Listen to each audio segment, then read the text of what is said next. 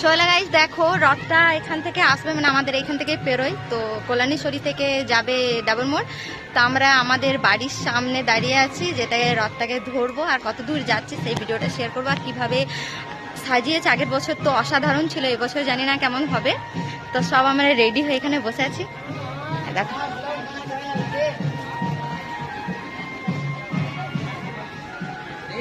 পুরো রাস্তাটা পুরো ভিড় হয়ে যাবে কিছুক্ষণ পরেই।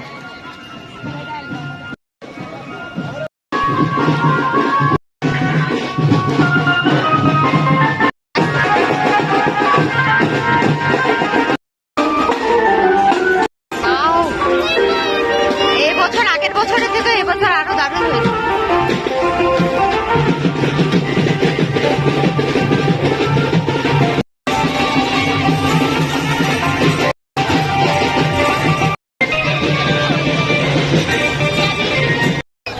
দাদা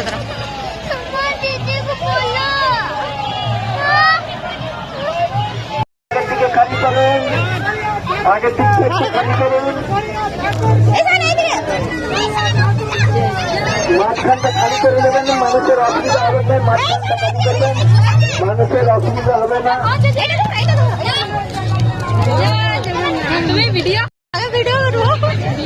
মাঝখানটা খালি করবেন, মাঝখানটা খালি করে দিলে তাহলে অসুবিধা হবে না।